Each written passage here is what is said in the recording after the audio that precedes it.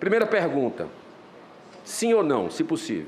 Será que esses milhares de médicos do tratamento precoce, que também são nossos heróis, buscando salvar vidas, agindo de boa fé, com responsabilidade, muitas vezes deixando sua família para ir atender, e esse é o verdadeiro médico,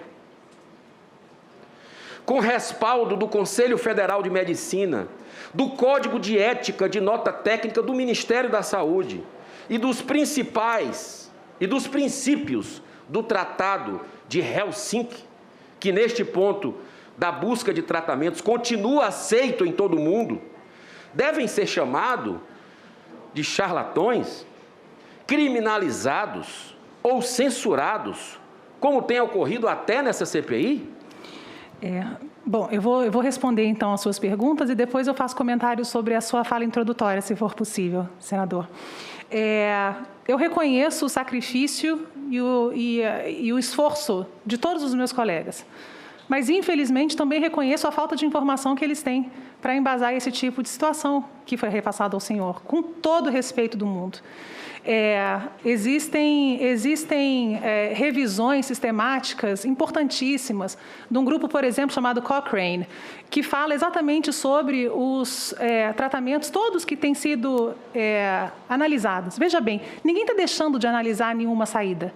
As pessoas estão buscando soluções dentro de tudo que é possível, porque todos os países do mundo sofreram terrivelmente, tanto em termos de população, quanto em termos de economia, quanto em termos de expectativa futura. Então, todo mundo quer uma saída. Infelizmente, com muita dor, eu devo dizer que os meus colegas não estão com o embasamento correto para responder sobre isso. E aí eu queria rapidamente pontuar algumas outras coisas nesse sentido. Quando o senhor fala da OMS, é importante dizer que a OMS, não trabalho para a OMS, nunca trabalhei para a OMS, tá bem? Mas é importante dizer que a OMS é uma instituição que busca uniformizar conhecimento para países de níveis socioeconômicos completamente diferentes uns dos outros. Então, é relativamente natural que haja uma demora, às vezes, na equalização de uma informação, porque ela precisa valer para todo mundo em todos os setores. Isso posto, se o senhor não quiser levar a OMS em consideração, é de direito. Mas aí a gente vai precisar ignorar o NIH, que é o Serviço de Saúde britânico, a gente vai precisar ignorar o CDC, que é o Centro de Controle e Prevenção de Doenças, a gente vai precisar ignorar o FDA, que é a Agência Americana de Alimentos e Drogas, o EMA, que é a Agência Europeia de Medicações, a IDSA, que é a Sociedade Americana de Doenças Infecciosas, porque todas essas instituições têm exatamente a mesma posição sobre o tratamento precoce. Então, com todo o respeito que eu devo aos meus colegas, aos 14 mil que o senhor cita, infelizmente, a gente precisa entender a ciência como uma coisa muito além das nossas limitações pessoais, e eu me coloco nisso. Então, eu preciso aprender com o que as pessoas estão dizendo e ter criticidade para entender isso. Com relação a meta-análises, e o senhor citou com relação a juntar estudos que possam ser enviesados, é por isso que é tão importante que dentro da formação médica exista uma formação sólida em epidemiologia. Porque existe um vício comum aos profissionais de saúde, que é quando vão ler um artigo científico, eles leem o abstract, né, a introdução, e o resumo, e eles leem a conclusão.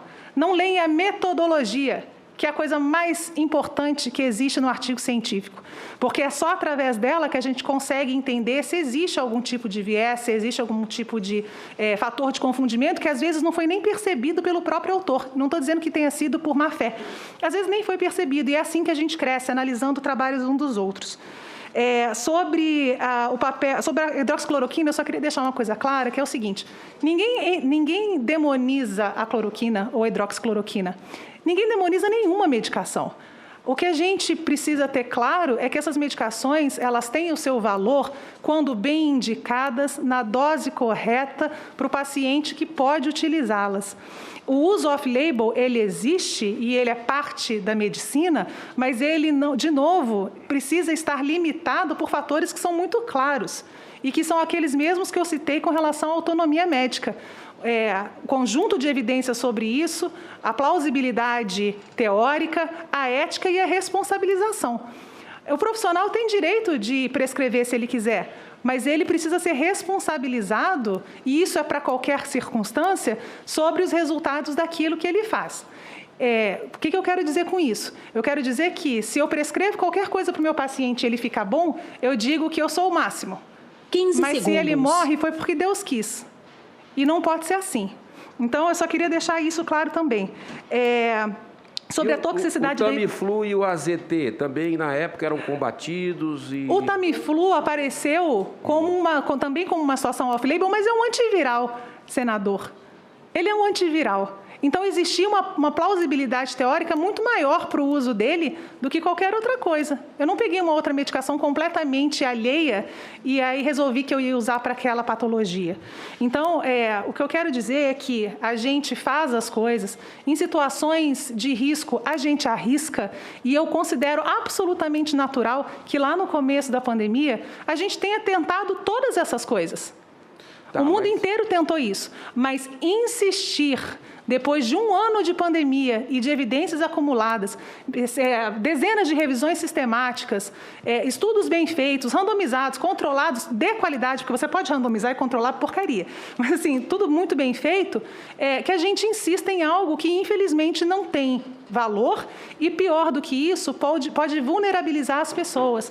É esse o ponto. Então, a senhora concorda que devemos extinguir ou restringir a autonomia do médico e do paciente, impedindo que, especialmente em plena pandemia, se utilizem medicamentos off-label? De forma alguma. Eu não restringo a autonomia, eu responsabilizo.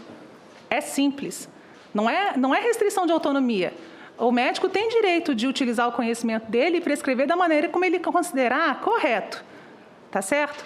Mas é preciso que, à luz das evidências, senador, e do conjunto de evidências do que se sabe para o mundo inteiro, a gente se responsabilize sobre o que a gente faz. E se essa responsabilidade for ter salvo milhares de vidas? Bom, infelizmente, até esse momento, isso não é o que aponta. Os estudos deles não são aceitos. Eu cheguei a citar aqui que existe uma revisão sistemática que mostra um odds ratio, que é uma medida estatística de aumento de risco, de 1,77 para o uso da cloroquina. Isso significa um aumento de mortalidade de 77%. Esse dado não é brasileiro, tá bem? Esse dado é o dado de uma revisão sistemática que foi feita.